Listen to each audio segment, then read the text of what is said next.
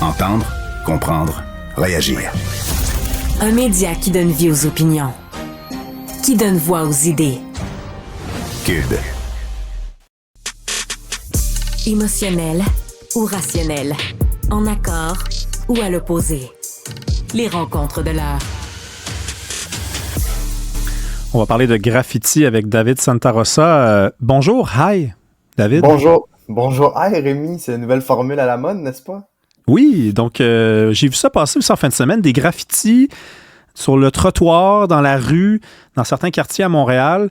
Ça a été fait par un artiste qui ne s'est pas révélé. Là. Il a accordé une entrevue, mais on ne sait pas c'est qui exactement. Puis ça, c'est pour l'inclusion puis c'est pour le bien. Donc, en fait, j'imagine que tu es d'accord avec ça, là.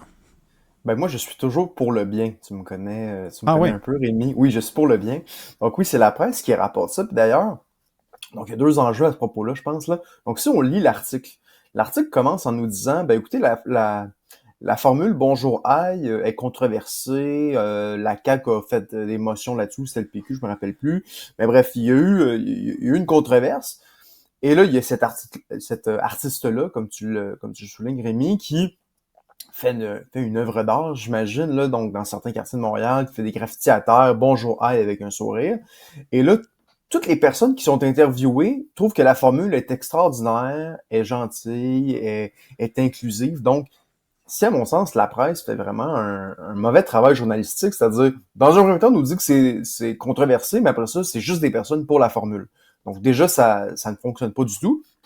Et après ça, il y a là le problème, c'est-à-dire que on essaie de nous expliquer que, vous savez quoi, la formule Bonjour Aïe, c'est pas du tout politique. Le bilinguisme, c'est pas du tout politique, c'est pour être accueillant, c'est pour être gentil.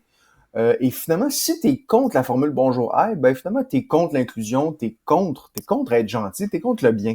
Donc finalement, le débat est totalement court-circuité et est réduit à la question du bien contre le mal.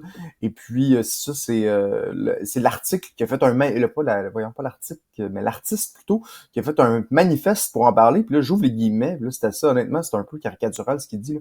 En ces temps sombres, rappelons-nous que l'humanité est une communauté d'esprit. Nous sommes tous unis dans ce voyage collectif sur cette planète fragile. Nous rions et nous pleurons tous. Nous sommes bien plus semblables que différents. Soyez gentils. Donc voilà le Bonjour Aïe. Soyez gentils, c'est cute. Tu sais, c'est pas politique, mais il publie un manifeste. Oui, donc, voilà. il faut se décider, là, si c'est politique, c'est parce que là, tu publies un manifeste, là. Hey, je sais pas, tu sais, un graffiti, c'est pas illégal? En effet, la ville a réagi assez rapidement, à ce qui paraît, là, pour laver tout ça sur les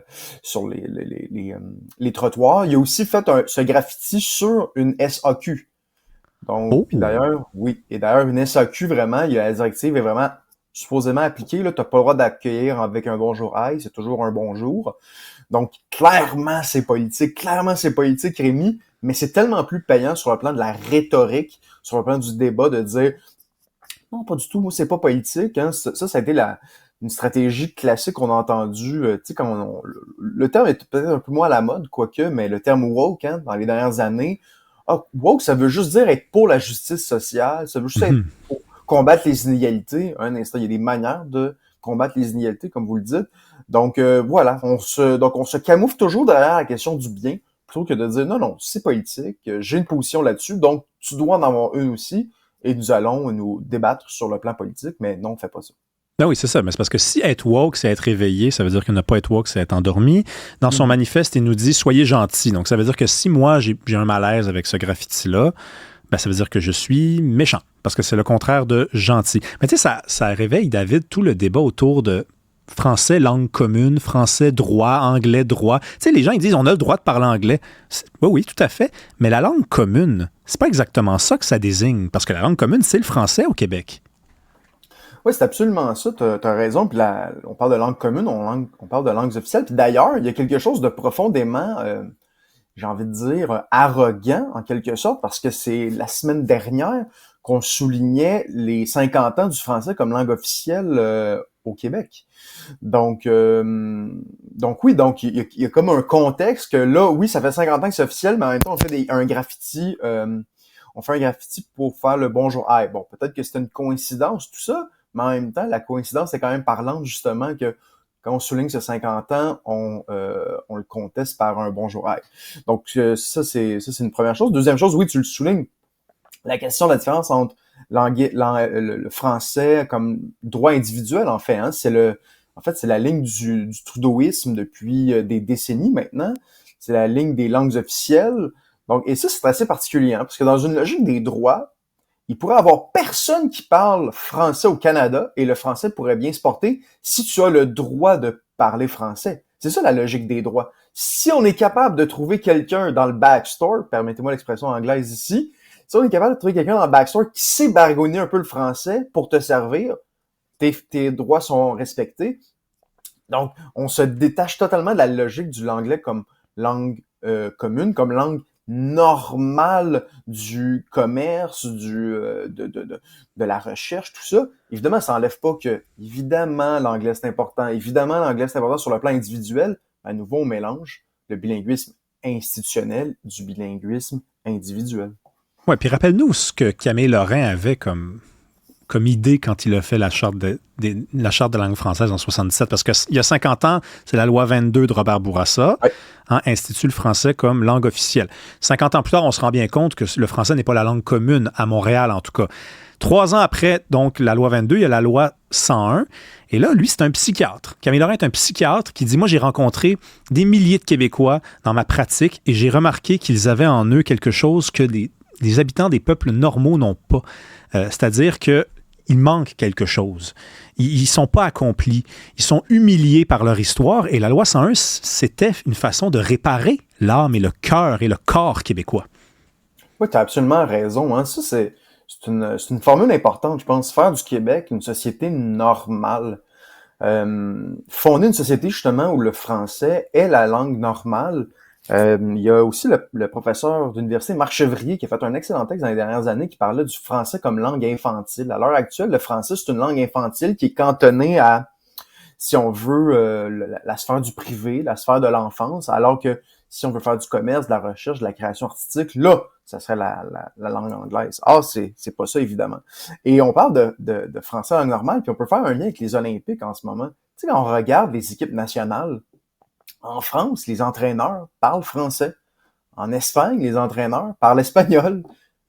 Au Canada, les entraîneurs parlent anglais. Ils ne parlent pas français. On l'entend, là, on entend des fois des petits extraits des entraîneurs là, parler à leurs joueurs, leurs joueuses. C'est pas le français qui prime, évidemment. On n'est pas dans une logique bilingue. Or, c'est pas une société normale si les athlètes québécois ne peuvent pas pratiquer leur sport en français. C'est pas une société normale. Non, puis je pense même que, en tout cas, ça a été prouvé, que dans certaines équipes qui appartiennent à l'ensemble des équipes canadiennes, c'est même interdit de parler français. Parce qu'on dit, si vous parlez français, vous êtes peut-être en train d'essayer de dire quelque chose que votre collègue, votre coéquipier qui parle anglais ne devrait pas entendre. Donc, on prend le français et on transforme cette langue-là en une espèce de langue dont il faut se méfier, une langue qui serait utilisée par des gens qui essayent de faire des coups par en arrière. La langue française. C'est incroyable. Mais là, David, la grande question, c'est en 2100, est-ce qu'on va parler français ou on va être des Cajuns qui baragouinent? Ça, c'est la question fondamentale. Et moi, j'aimerais ça qu'on la pose à tous nos politiciens, n'est-ce pas? Hein? Donc, oui. C'est quoi de votre vision à long terme du français au Québec et dans le cas de Justin Trudeau au Canada, par exemple? Or, on le voit en ce moment dans le reste du Canada, quand on applique une logique des droits, justement, parce qu'on le voit, la logique des droits mène à des pertes sur le plan du français, justement, parce qu'on est tout le temps en train d'un peu de quémander, puis le français n'est pas la langue normale. Au Québec, on a vécu quand même d'importants gains dans les dernières décennies, avant les années 2000 surtout. Tu sais, la loi 101 a eu un effet quand même avant les années 2000. Depuis 2000-2005 environ, c'est beaucoup plus difficile. Donc, on a l'impression que ça va continuer, que le français va diminuer comme la langue normale. Oui, on va pouvoir te trouver quelqu'un dans un restaurant qui parle en français, puis tu vas pouvoir être servi, puis moi, je me dis peut-être qu'avec l'intelligence artificielle, ça va être encore plus facile, justement. Tu vas avoir, comme dans certains restaurants de restauration rapide, là, tu as un gros iPad, si tu veux une grosse tablette numérique où est-ce que tu peux commander en français, ben là c'est plus facile d'appliquer ça. Mais tu sais très bien que si tu portes une oreille dans la cuisine, ça parle en anglais, bien sûr. Donc oui, ça ne dit rien qui vaille là, pour un Québec de 2100. On pourrait même parler d'assimilation. François Legault a parlé que justement, il avait peur que ses petits-enfants parlent français, ou parlent pas français plutôt. Je veux dire, je pense qu'ils vont parler français. La question, c'est est-ce qu'ils vont pouvoir travailler en français, est-ce qu'ils vont pouvoir s'épanouir en français, ou ça va justement rester une langue infantile, c'est ça aussi. Alors que t'as beaucoup de chroniqueurs de la Gazette qui se disent que si ça reste une langue infantile, c'est pas plus grave que ça. Là. Ben non, ils s'en fichent. Mais tu sais, quand tu t'en vas chez Subway, là, puis que tu commandes une boisson gazeuse, maintenant, là, tu as comme 8 boutons, là, puis tu pèses, puis ça dit Sprite, ça pèse... après, tu as comme de la root beer, du Coke, tu as du Coke avec du citron. Ça va être ça dans 100 ans, c'est-à-dire que tu vas vouloir un service, tu vas taper, tu vas avoir mandarin, anglais, russe, turc, français, puis le français, ça va être comme un petit peu au fond, là, tu sais, le bouton, il va être comme un petit peu décolorié parce que ça va faire longtemps que quelqu'un a pesé dessus. David, on se reparle vendredi. D'ici là, sois gentil, s'il vous plaît. Promis, Rémi. Salut.